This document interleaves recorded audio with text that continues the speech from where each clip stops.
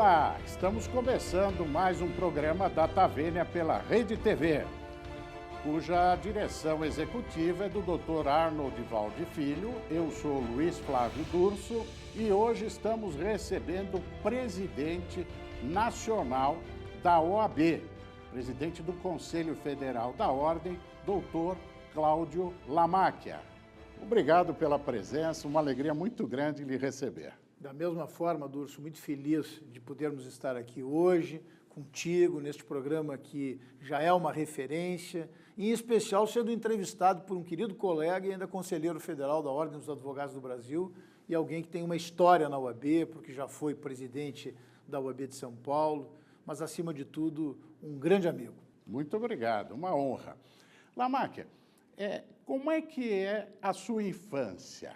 Você nasceu onde? No Rio Grande do Sul mesmo? Durso, eu nasci no Rio Grande do Sul, nasci em Porto Alegre, né? Nasci na capital do Rio Grande do Sul, mas tenho laços bastante efetivos aí com o interior do nosso estado. A minha família toda ela é de Quaraí já na fronteira. E eu tenho, primeiro, um orgulho muito grande de ser gaúcho e desenvolvo e obedeço muito às nossas tradições. Começa pelo chimarrão, né? O chimarrão eu trouxe aqui para Brasília, trouxe para o Conselho Federal, tomo chimarrão de manhã, de tarde e à noite aqui também, e as pessoas às vezes me olham e digo, olha, a tradição gaúcha que eu trago para cá, para Brasília. Deixa eu aproveitar e lhe perguntar, às vezes o nosso programa é nacional, então tem gente de todo lugar desse país e muitos não conhecem o chimarrão. Chimarrão é uma erva, você joga água quente e depois aquilo bebe. Bebe. O chimarrão, é um chá. O chimarrão é feito, é como se fosse um chá. O chimarrão é feito, é a erva que se coloca dentro da cuia e nós cevamos a erva depois, se coloca a água, a bomba e aí se passa a tomar o chimarrão durante o dia. Quer dizer, muitas vezes quem toma muito chimarrão tem que refazer o chimarrão durante o dia, porque a erva acaba, como nós dizemos lá na tradição gaúcha, acaba ficando lavada. Mas é muito gostoso. O chimarrão está muito ligado à baixa temperatura, né? Porque é quente.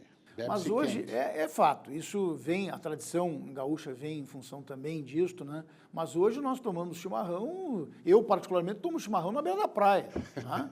No final do ano, na época de veraneio, eu tomo chimarrão literalmente na beira da praia. As pessoas às vezes ficam um pouquinho curiosas, né? Mas vem cá, isso é quente mesmo essa água? É quente, mas tomamos e tomo com muita alegria. Muito bom. Como é que foi sua infância?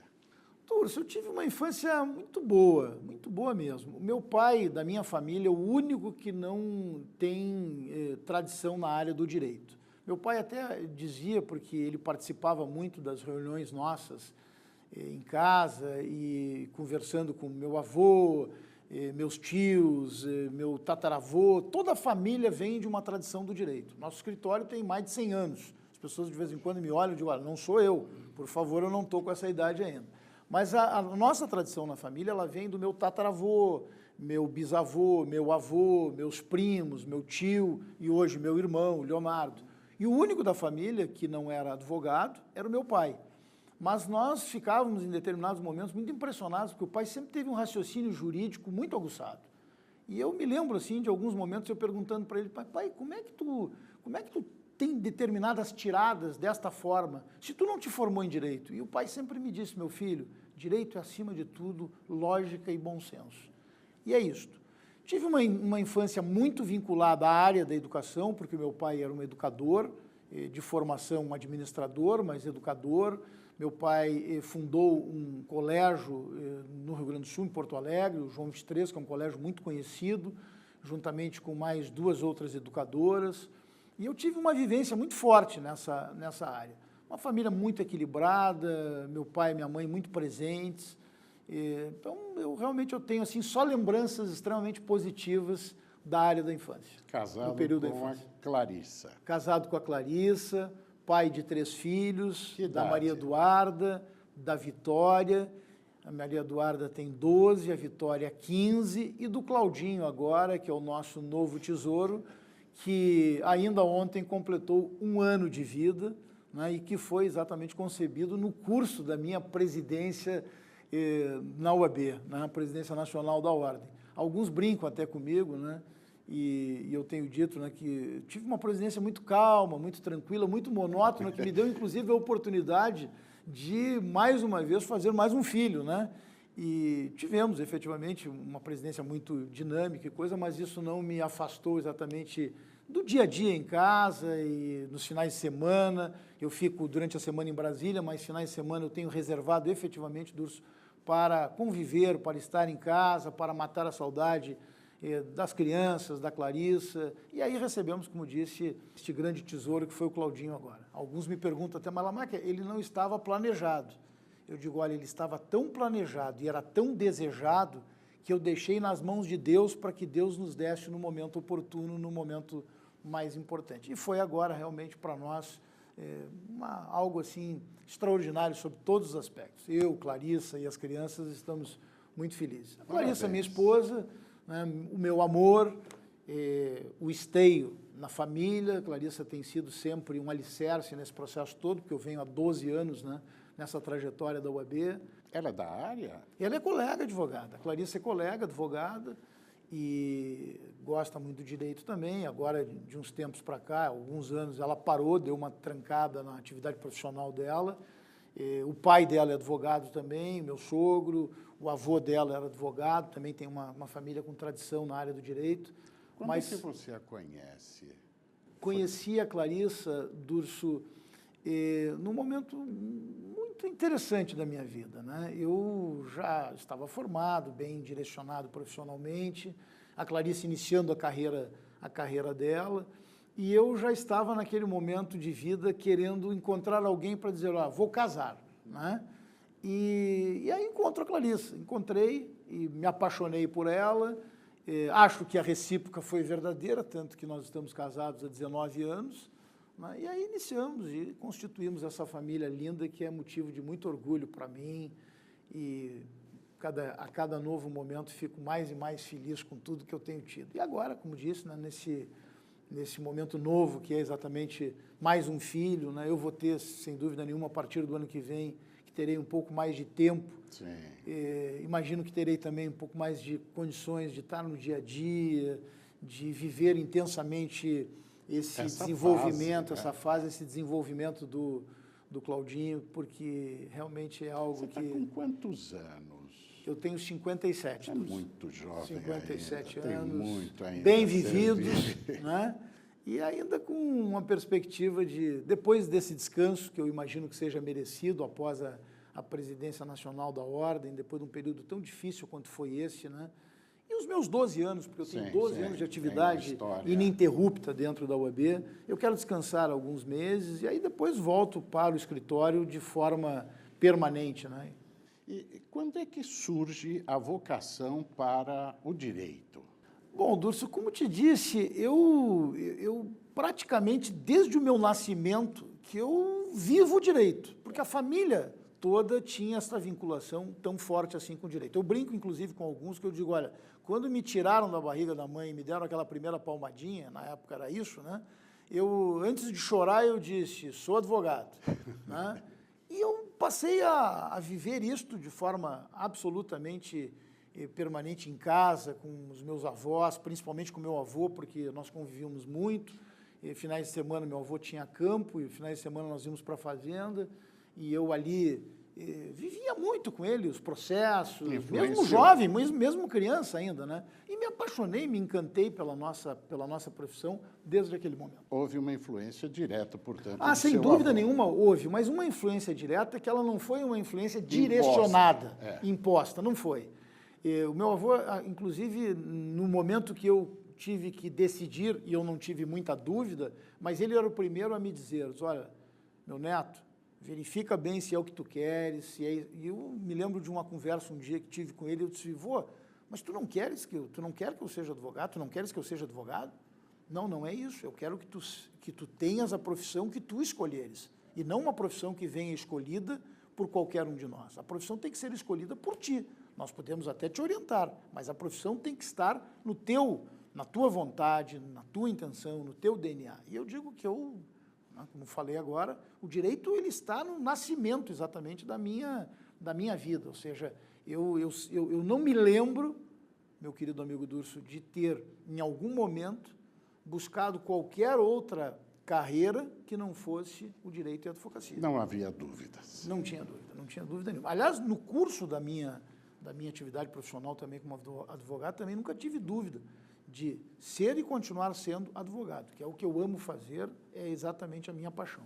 E a faculdade de Direito que você cursou, qual foi? Cursei na PUC, no Rio Grande do Sul, em Porto Alegre, né? E tive um período também de faculdade muito gostoso, porque já na época da faculdade eu já vivenciava o escritório de advocacia, fui estagiário desde muito cedo no meu escritório, no escritório da minha família, e portanto, eu tenho exatamente assim a lembrança da formação, mas aquela formação que ela não foi, digamos, uma formação que tivesse me imposto sacrifícios, ao contrário, a própria faculdade eu cursei ela com muito prazer ao longo do período todo. Que ano foi a formatura?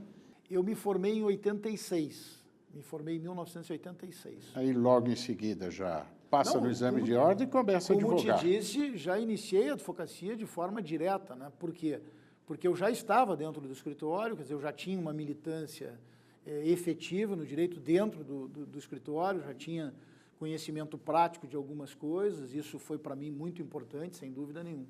Há um detalhe que vale a pena o registro, é que sempre, num determinado momento da carreira daqueles colegas que passam a se dedicar para a OAB, há sempre um detalhe, um momento em que desperta essa verdadeira vocação. Não há nenhum cargo na OAB que seja remunerado.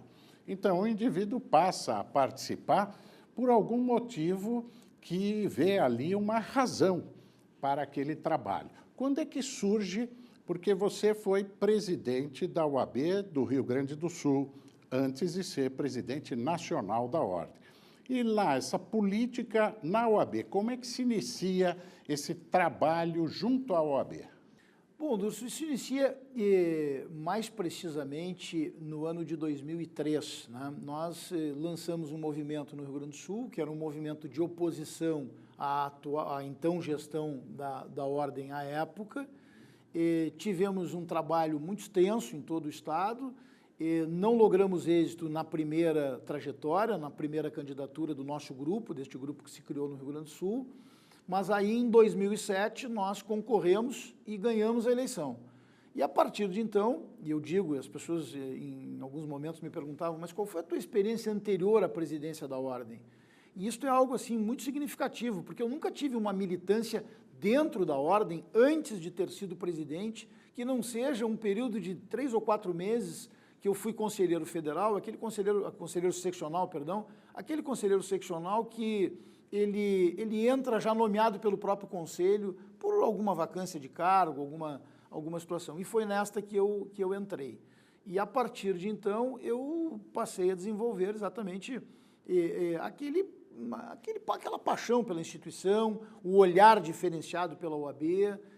Aí o grupo esse que eu estava, isso lá atrás, né, perdeu a eleição naquele momento, nós ficamos fora da Ordem durante 10 anos, e aí a partir disso nós retomamos com esta montagem de um grupo muito sólido, que tinha propostas muito efetivas para implementar na OAB. Em 2007, assumo a presidência da Ordem no Rio Grande do Sul, fui reeleito na presidência da OAB para a segunda gestão, um dos grandes orgulhos que tenho, porque fui reeleito presidente da Ordem no meu estado, no estado do Rio Grande do Sul, com 82% dos votos naquele momento, com 4 chapas concorrendo.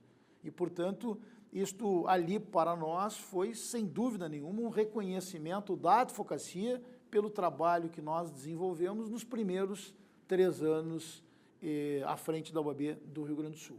Depois, acabei sendo vice-presidente nacional da OAB e agora, atualmente, presidente nacional da Ordem, com muito orgulho, com muita honra. Nós fomos presidentes de seccional contemporâneos. Exatamente. E ali período. Que eu o conheci mais proximamente, acompanhando o seu trabalho lá no Rio Grande do Sul.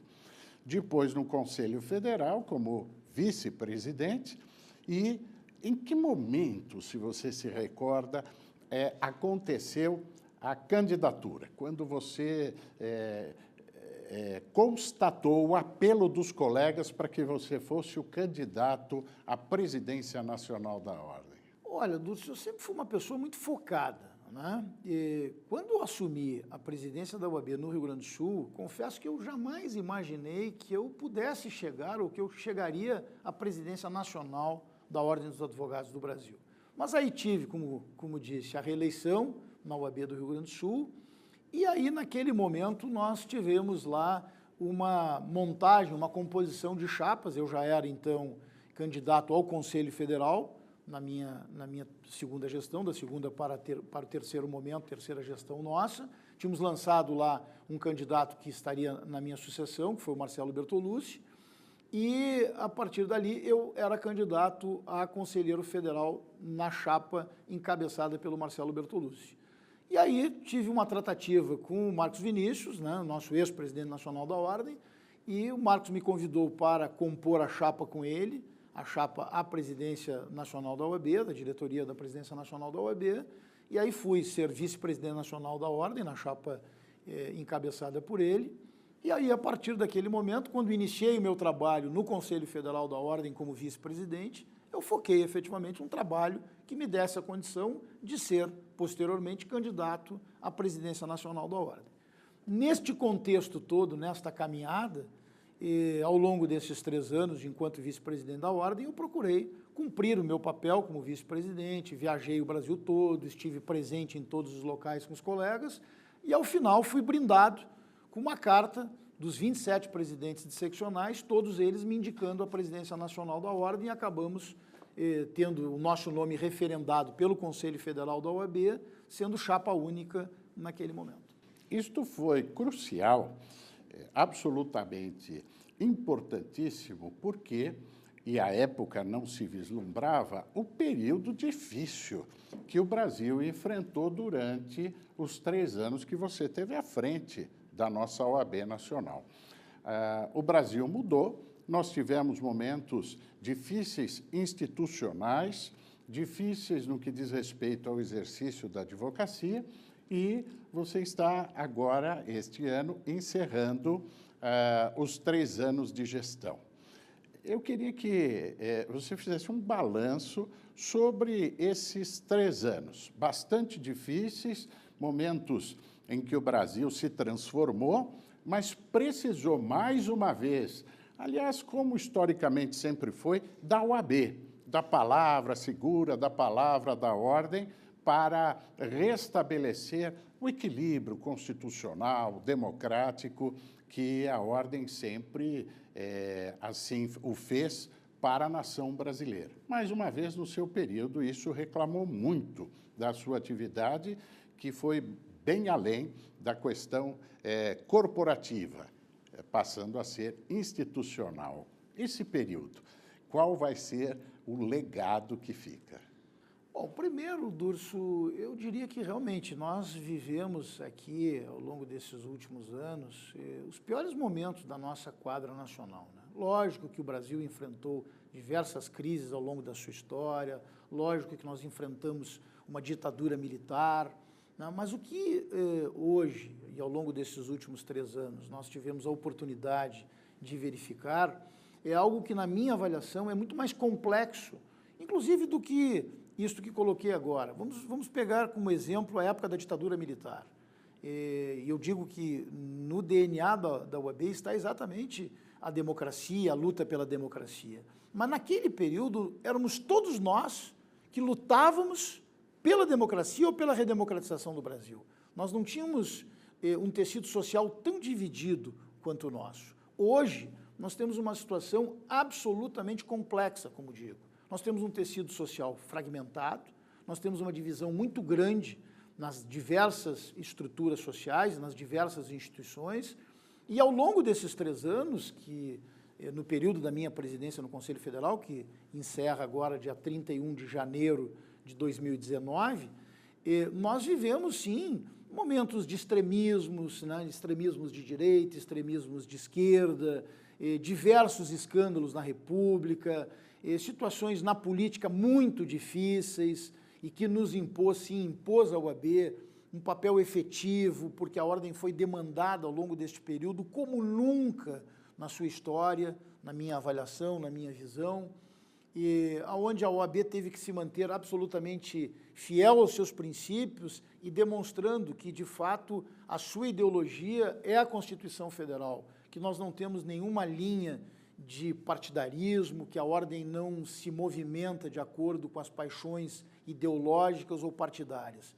Aliás, eu, ao longo deste período, eu fiz muito isso, eu disse muito isso, falei muito sobre isso, dizendo que a ordem tinha que olhar para o Brasil, e a ordem tinha como a sua ideologia principal e primeira exatamente a Constituição Federal, que a OAB não se envolvia com as paixões de esquerda, com as paixões de direita, com as ideologias, porque este é o compromisso da nossa instituição.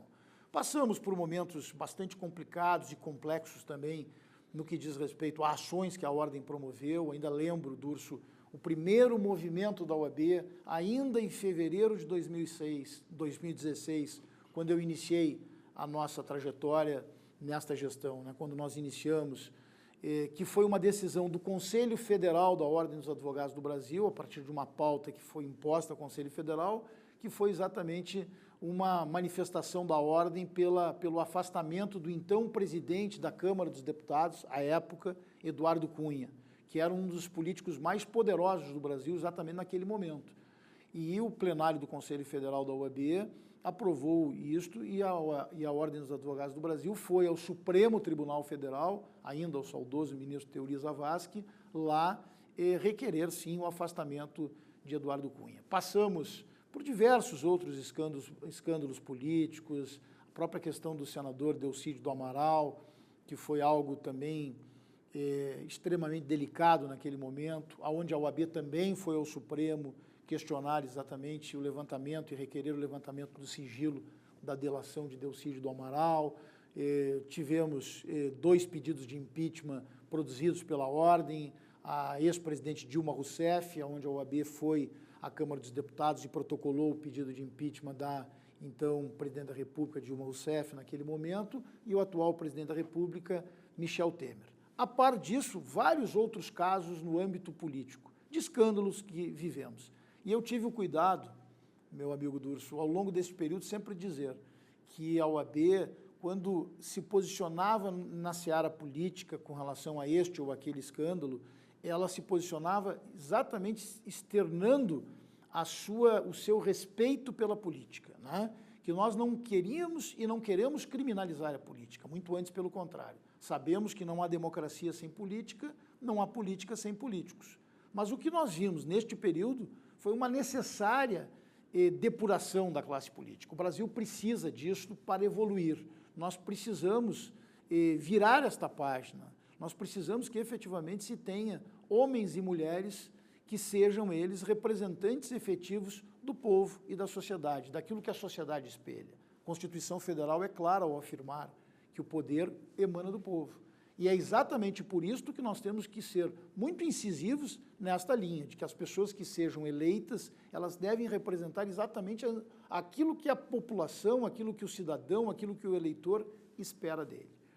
Mas não nos descuidamos, Durso, de pontos fundamentais, como, por exemplo, prerrogativas da nossa profissão ou uma atuação também corporativa da instituição, da Ordem dos Advogados do Brasil, cuidando especificamente dos advogados, das prerrogativas da nossa profissão, dos princípios constitucionais que são inarredáveis, como devido processo legal, como a ampla defesa, como contraditório. E aí nós temos um trabalho muito extenso ao longo desses 3 anos. Você falou sobre esse período difícil e a Lava Jato, ela pegou praticamente toda a sua gestão à frente do Conselho Federal da Ordem. A Lava Jato, ela, é inegável, revelou muita coisa e trouxe um avanço sob certo aspecto. Agora, há uma outra discussão que se trava de que a Lava Jato ela teve inúmeros excessos e questiona-se também com relação à atividade dos advogados. A Lava Jato, ela tem só pontos positivos ou realmente, na sua visão, os excessos aconteceram? Não, nós tivemos excessos na operação e todos eles, a Ordem dos Advogados, seja pelas suas seccionais, seja pelo Conselho Federal, a OAB fez um ataque efetivo. Sempre na linha de que nós temos que defender as prerrogativas dos advogados, porque o advogado ele fala em nome do cidadão, pelo cidadão e em respeito ao cidadão. Os princípios constitucionais, eles devem ser observados. E eu cheguei a cunhar nessa caminhada toda, e aliás, desde o início quase dessa caminhada nossa, eu cheguei a cunhar uma frase, Durso, que me parece que era muito emblemática.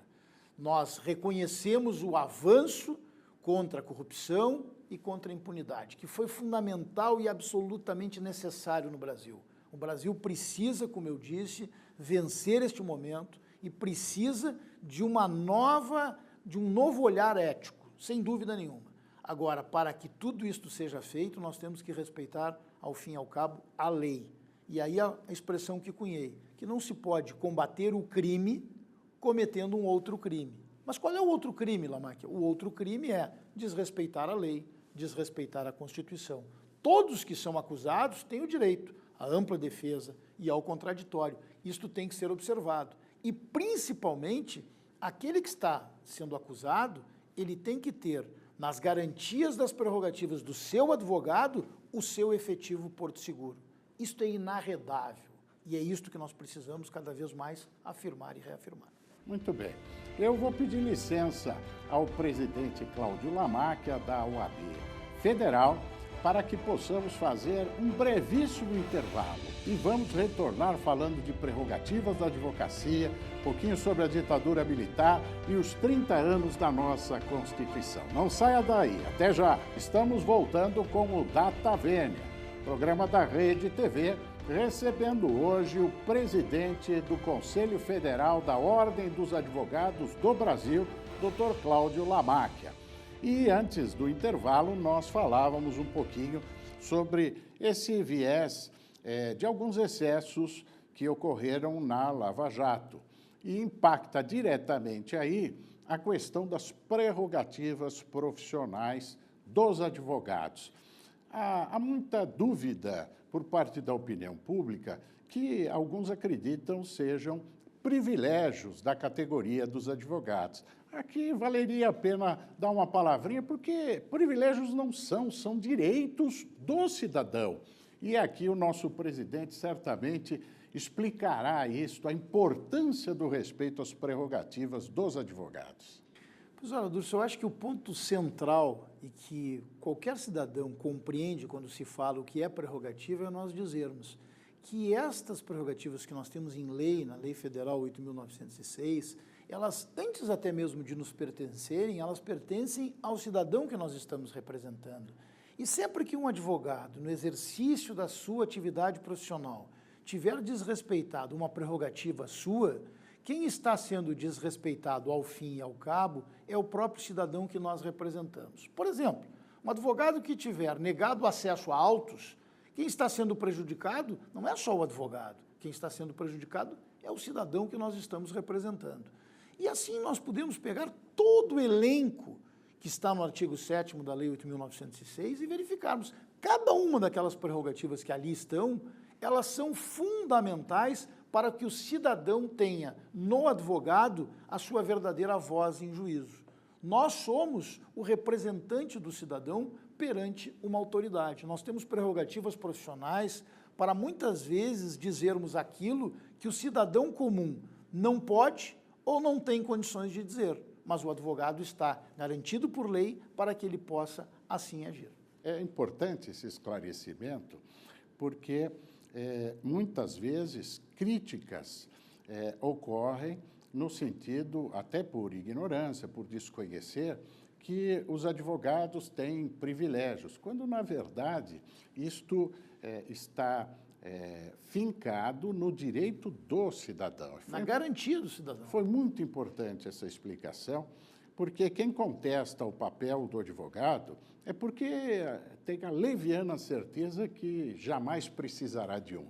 Aliás, é por isso que também lutamos pela criminalização da violação das prerrogativas, porque aquele que as viola, se assim fizer, precisará de um advogado para se defender.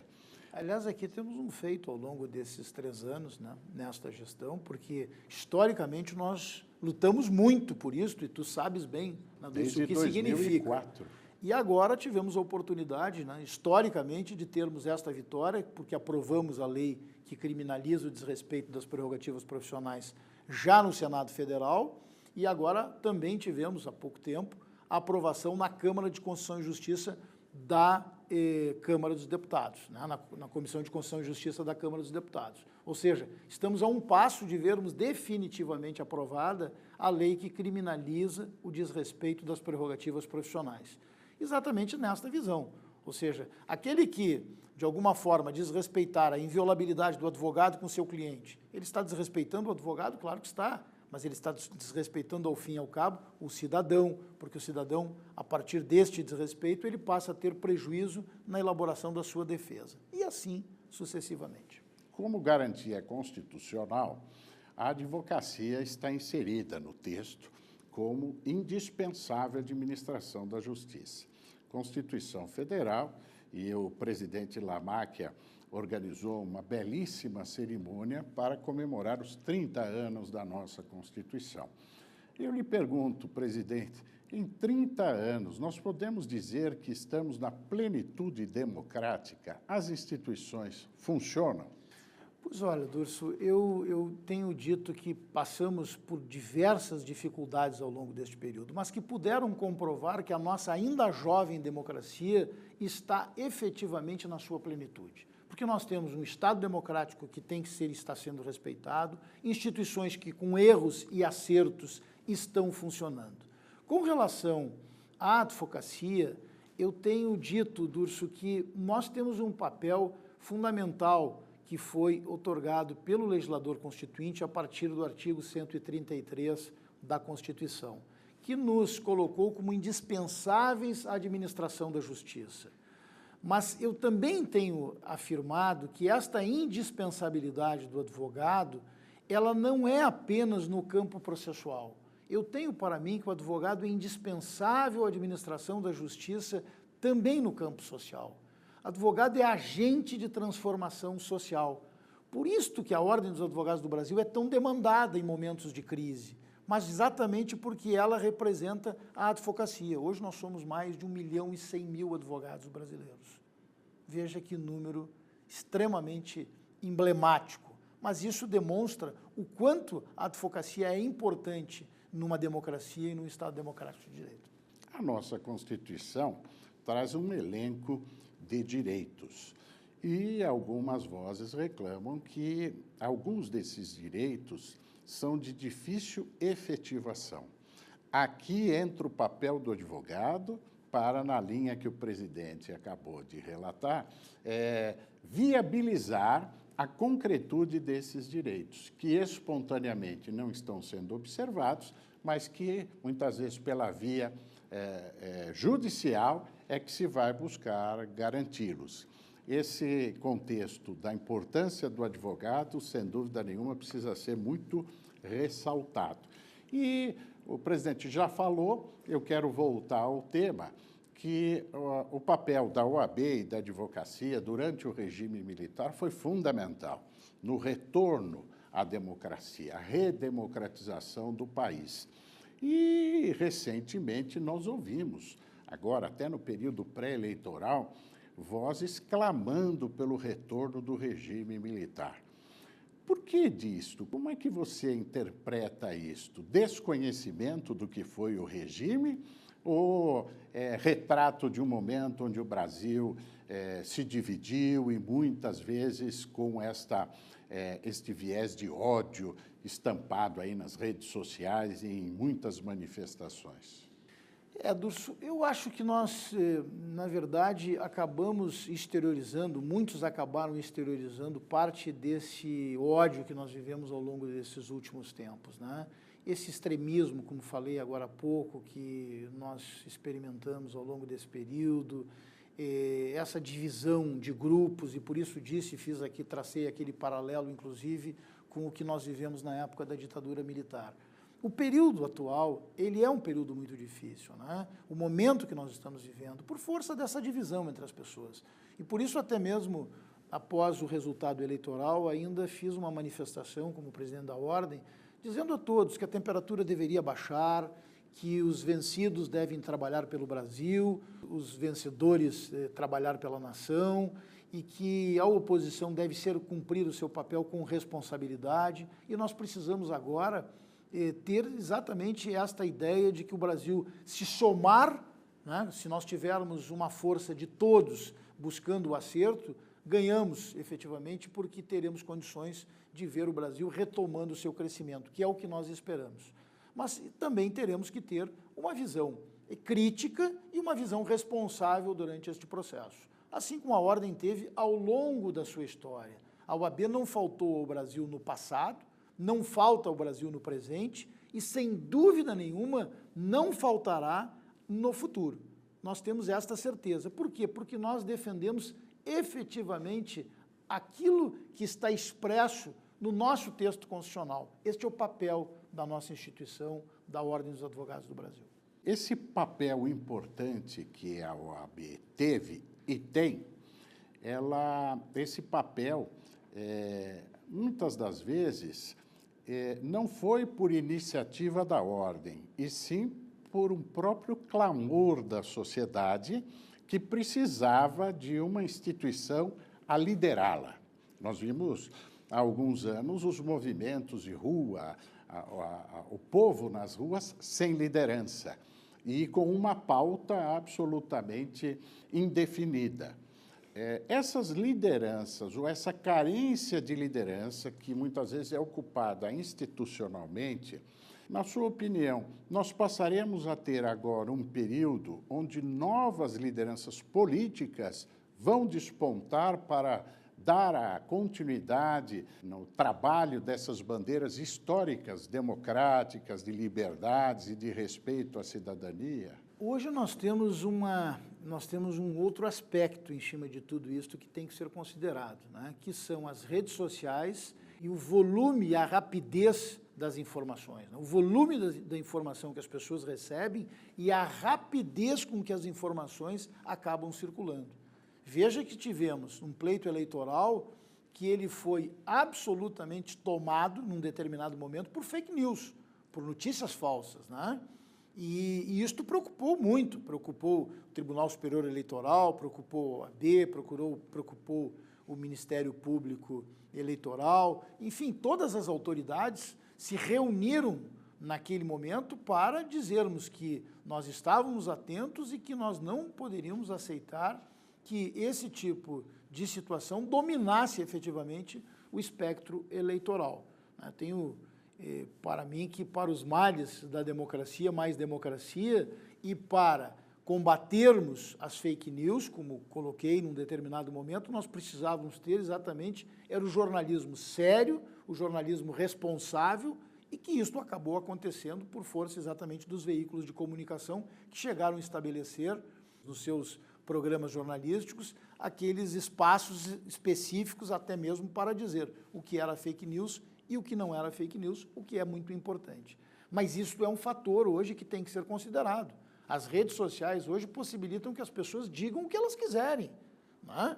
E aí que nós temos que chamar a atenção da sociedade que ela tem que ter, sim, o seu direito à livre manifestação, seu direito de expressão garantido, o princípio constitucional também, mas que as pessoas têm que ter responsabilidade ao assim agirem, exatamente por força de que hoje o que é dito numa determinada rede social, isso roda pelo mundo.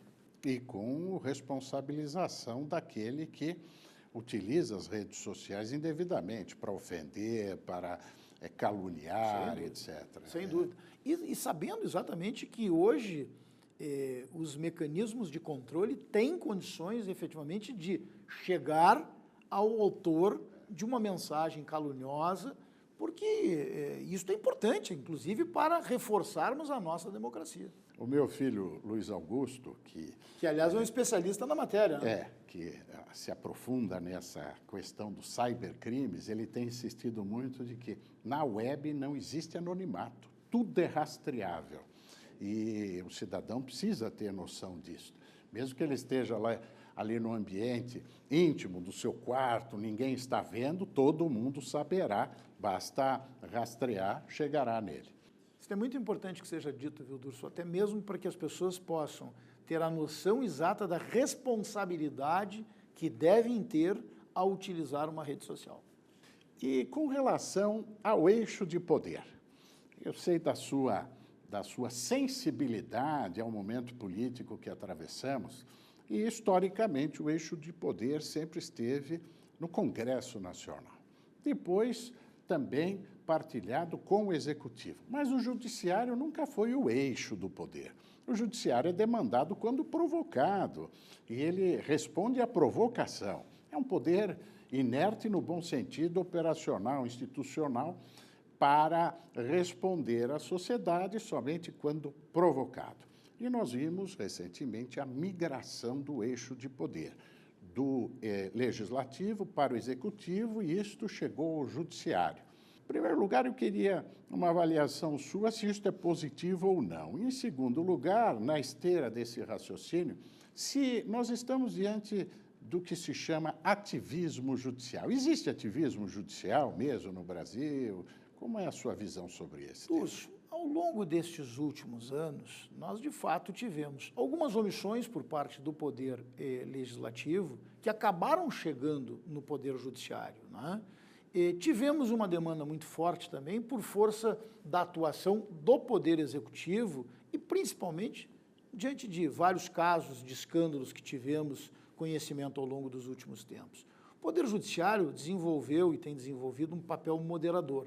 Em determinados momentos, e aí que eu digo, quando me perguntam, e agora há pouco tu me perguntavas, mas e as instituições, a nossa democracia, né, como é que ela está funcionando?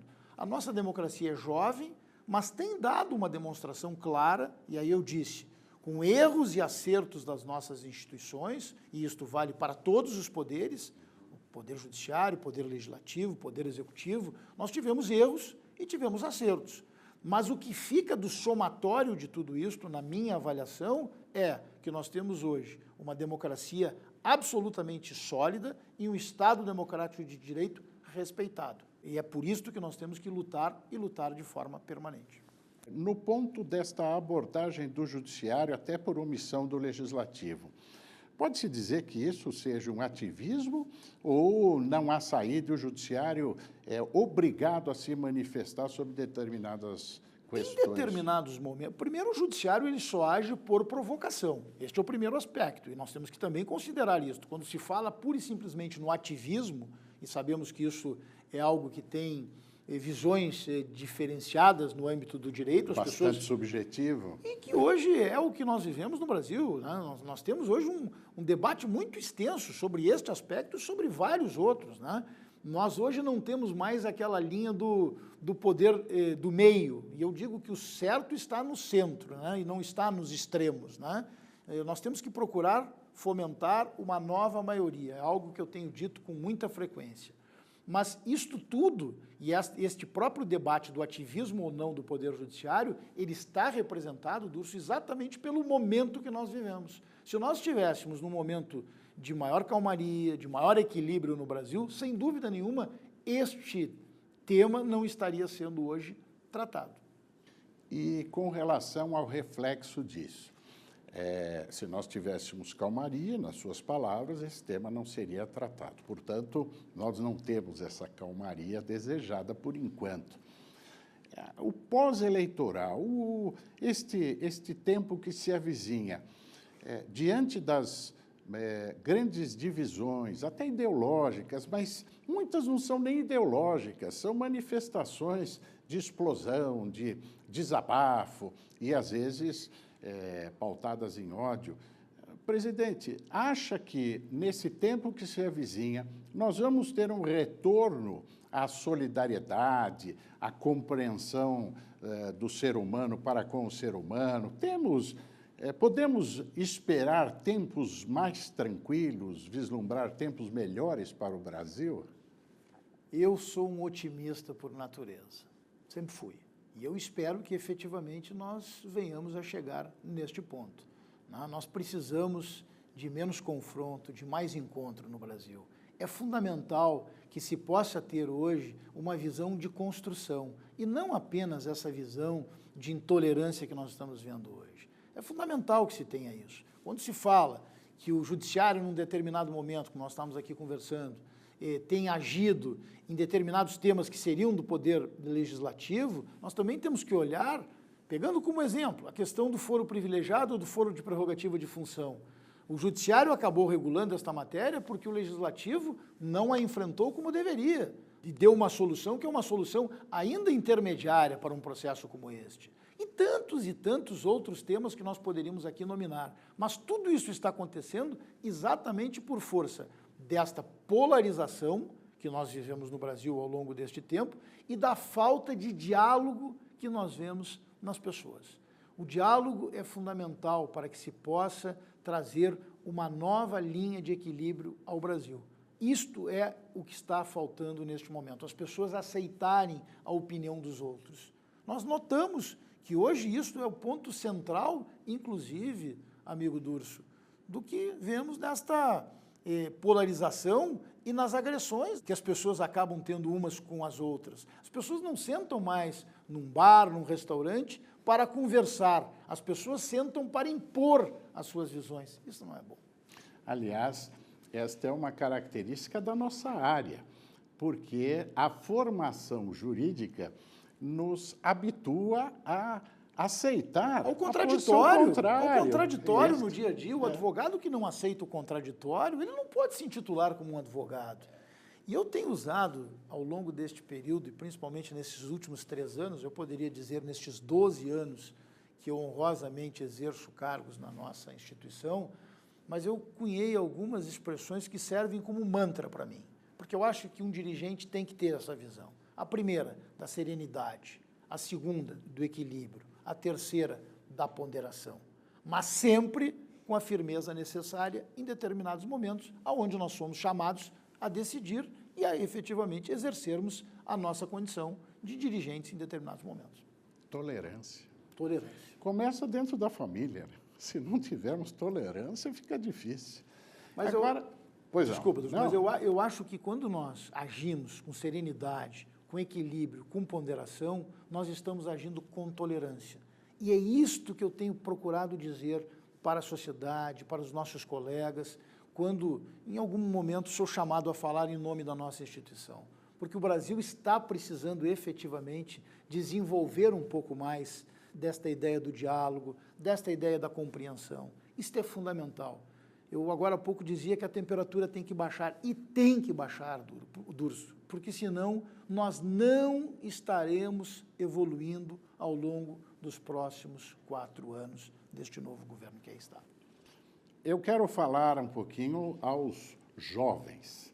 Nós estamos aqui com o presidente nacional da OAB, que representa mais de 1.100.000 advogados.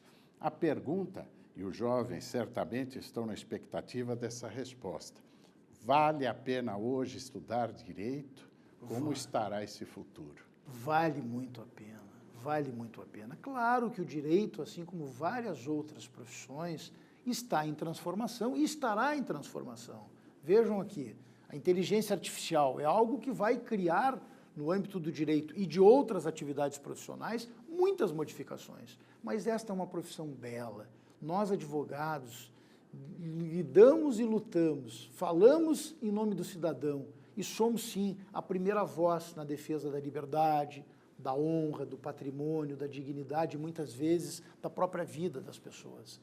Muitas vezes se fala sobre a medicina, que é uma profissão belíssima, mas a medicina é a profissão que salva vidas, sem dúvida nenhuma. Mas nós, advogados, também salvamos vida, porque eu não conheço alguém que viva sem dignidade, Durso. Quem vive sem dignidade? E é o advogado que muitas vezes, no seu exercício profissional, irá fazer isto. Portanto, é uma profissão que, sem dúvida nenhuma, é belíssima e que trará muitas e muitas alegrias àqueles que estão pensando hoje em cursar em Direito. Interessante que o presidente passe esta mensagem aos jovens e toca num ponto de transformação que nós, que estamos no processo da UAB, no sistema da UAB, passamos a notar na porta do fórum. Nessa época, quando você foi para a primeira eleição lá no Rio Grande do Sul, eu também em São Paulo, nós íamos à porta do fórum para panfletar, levar os santinhos e a nossa mensagem, a proposta aos colegas que estavam no dia a dia do fórum. Hoje em dia, se for fazer isso, você não encontra os colegas no fórum. É exceção, por causa do impacto do processo eletrônico. Do seu escritório, você peticiona, tá? A não ser quando vai despachar, etc.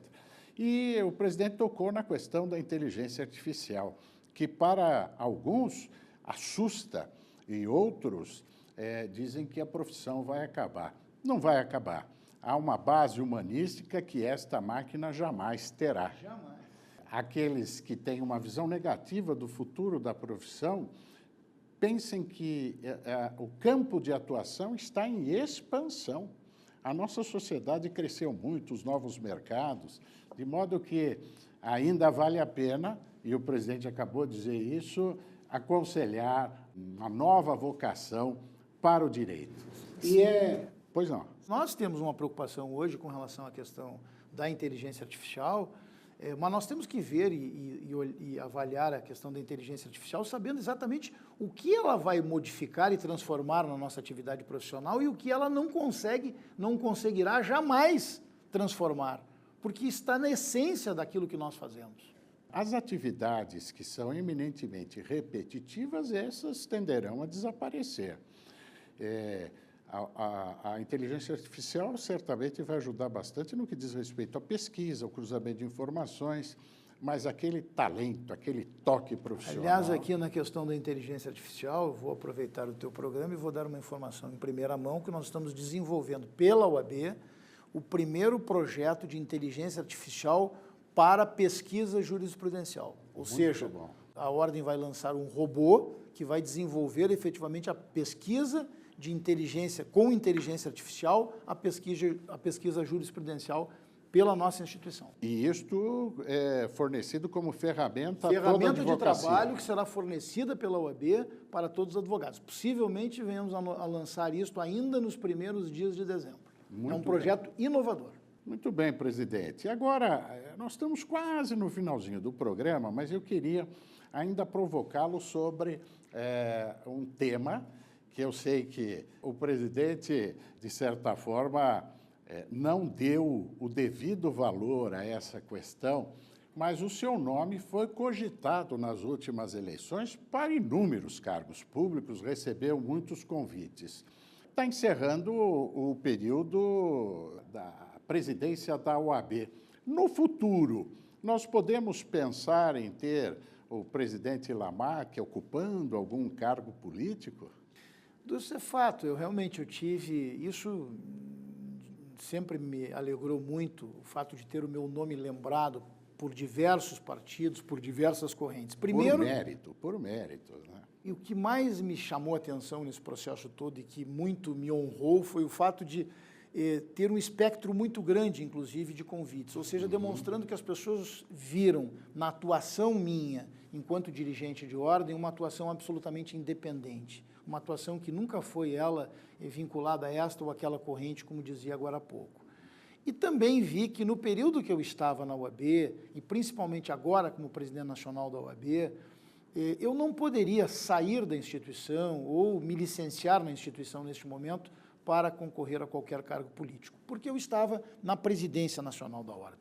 Diferente de outros colegas nossos, e eu acho que fizeram e fazem muito bem ao Brasil, de participarem dos pleitos eleitorais, porque a Ordem dos Advogados do Brasil ela tem quadros extraordinários para ofertar à política. É fundamental.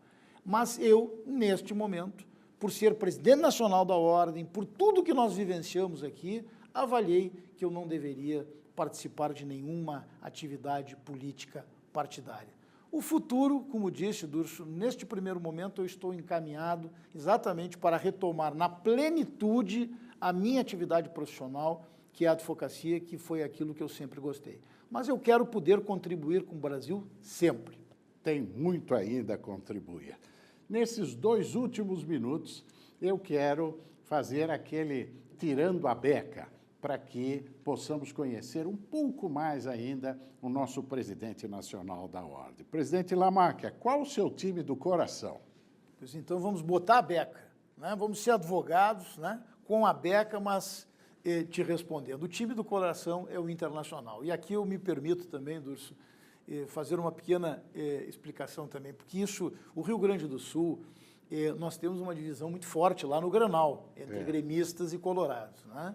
E eu sou efetivamente colorado, nasci no dia 4 de abril, a minha esposa, a Clarissa, que é minha colega advogada também, o meu amor, nasceu também no dia 4 de abril. E dia 4 de abril é o dia de aniversário do Internacional. Portanto, eu não teria como não ser colorado. Mas sempre que vem um colega lá no Rio Grande do Sul, advogado, e me diz, Lamáquia, mas tu é colorado, eu digo, não há problema. O meu irmão é gremista, então em casa nós temos 100% garantido. Qual o tipo de música que mais lhe agrada? Olha, Dulce, eu gosto de todas as músicas. Eu não tenho uma música específica que ela seja, para mim, mais diferente. Eu gosto de todas as músicas, eu gosto de sentimento. Então, isso, para mim, a música que tenha sentimento é a música que eu gosto. Muito bem. O presidente sabe cozinhar? Olha, eu não sou bom na cozinha, mas eu sou muito bom, e aqui vou deixar a modéstia de lado, eu sou muito bom no churrasco. Opa, eu faço como um bom gaúcho. Dito por aqueles que já comeram o meu churrasco, eu faço um churrasco muito bom. Na cozinha, eu vou aí numa farofa, num ovo frito, num bifezinho, eu até me viro direitinho. Mas no churrasco, realmente eu faço um churrasco que eu acho que é muito gostoso e todos, ao menos, têm me dito isso. Um livro de cabeceira que mereça registro? Teria vários, mas neste momento eu acho que tem um deles, que deve ser o livro de cabeceira de todos aqueles que têm responsabilidade, que têm uma função como a função que eu exerço hoje, a Constituição Federal. Muito bem. Fechamos o programa com chave de ouro, como, aliás, o nosso presidente Lamáquia também se aproxima, se avizinha do encerramento da sua gestão, com chave de ouro. Parabéns, muito obrigado. Este é o Data Vênia, que é feito para você pela Rede TV. Hoje tivemos o presidente da OAB Nacional e eu convido para que você esteja conosco na próxima quinzena com outro extraordinário convidado. Até lá!